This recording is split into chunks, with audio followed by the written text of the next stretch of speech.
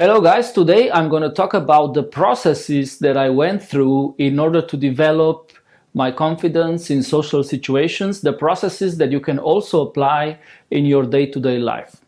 Now, when I first started, my main issue was social anxiety, being able to express myself. And in this context, I was thinking, reading many different things, that you either have a charismatic personality or you have like a shy personality, you are not so social. And there's also, of course, some people in between that in certain circumstances they can be able to express themselves, and in other circumstances they lack the power of self-expression. So what I went through is the following process. I was thinking very clearly.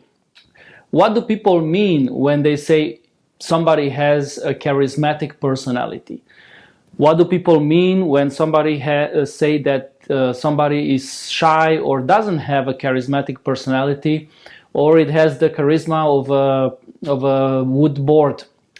Well, I was then going deep inside different psychologies, different other methods, for example, going into certain philosophical texts, and literally it boiled to two different things. One is personality, because we are talking about charismatic personality or non-charismatic personality. And then this goes further, and you have to think, what does personality mean? Well, personality is the totality of our responses, the way in which we behave in society, and this personality is constructed throughout our lives from when we are little children in interactions with the environment around us. So really, personality is a structure that exists in society, combining the totality of our responses with the interactions in the social outside environment, and this will result in the way you behave in certain social situations, because you always draw from your previous experience. And this is personality. In a way, you can say it's a structure that is coagulated in society. This is one point. The other point is there is something inside you that is really available only to yourself. It's your individuality, is your core, it is what you really are. So if we think about personality, this structure is composed of rational responses, emotional responses, and these responses are expressed in thoughts and inner feelings. Thoughts which are expressed verbally when you have an interaction, and inner feelings which are betrayed by your facial expressions, and these constitute the emotional response. But thinking about all of these thoughts, emotional processes, and other processes, you can think about it as a vortex, as something that rotates around an inner core, around the center, like an eye of a cyclone.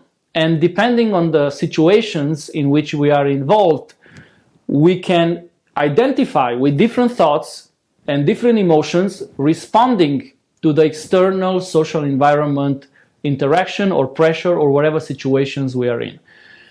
And this core is what you really are. This channel is called ZeroState. This core we can call the void, the zero state, is what constitutes your individuality.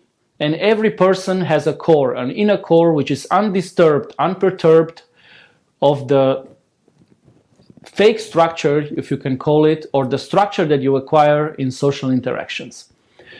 Now, my processes in order to get to be anxiety-free and be more free socially was, I have to decompose personality. Now, my personality, the way I'm created until now, is not what I want to be.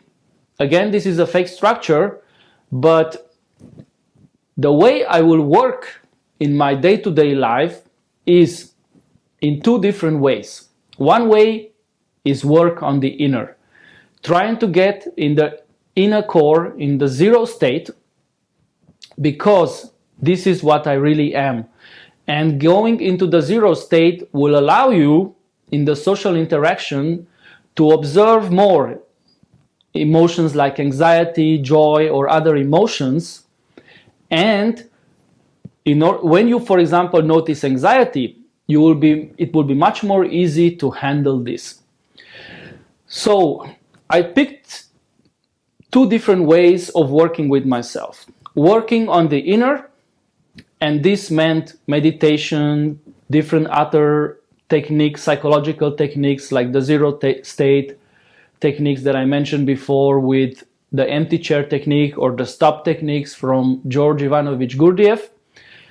And these all focused, I even did Gurdjieff movements, and these all focused on the inner, on the symbiosis between what Gurdjieff called the thoughts, the emotions, and the moving center in one. Active meditations like Gurdjieff movements combined the thoughts and emotions and emotional work and the active work like the body into one. And this allowed you to go in the inner state automatically. So I really recommend Gurdjieff movements. If you can do it, there are very few places around the world in which you can do these movements. Other passive meditation methods like just sitting and observing your thoughts and observing your emotions are also effective. And this was the path that I chose to work on the inner. Now, what about the outer?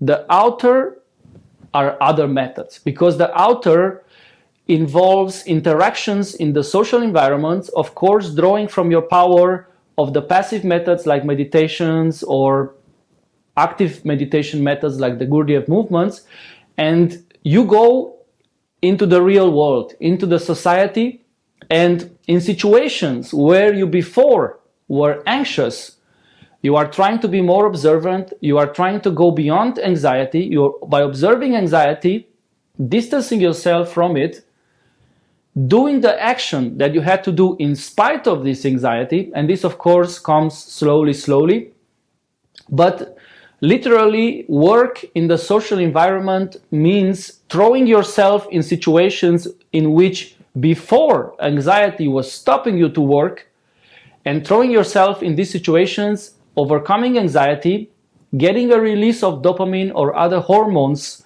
that constitute a natural response of the body when you overcome your fear, and creating new patterns in your psychology that will create a new structure. Because until now, the reactions that you got from the society make you anxious, but while working proactively, throwing yourselves in situations where you overcome anxiety in spite of anxiety. And I have to really mention here, anxiety is actually a very good compass about the actions that you have to take in society.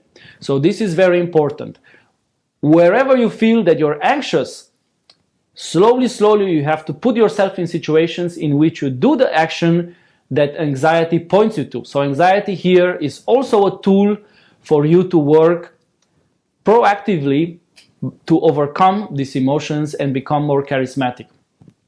So really, it is an intense work, because in society you feel many times that you are blocking yourself, and this anxiety prevents you from doing certain actions that you want. So really the work is using anxiety as a compass.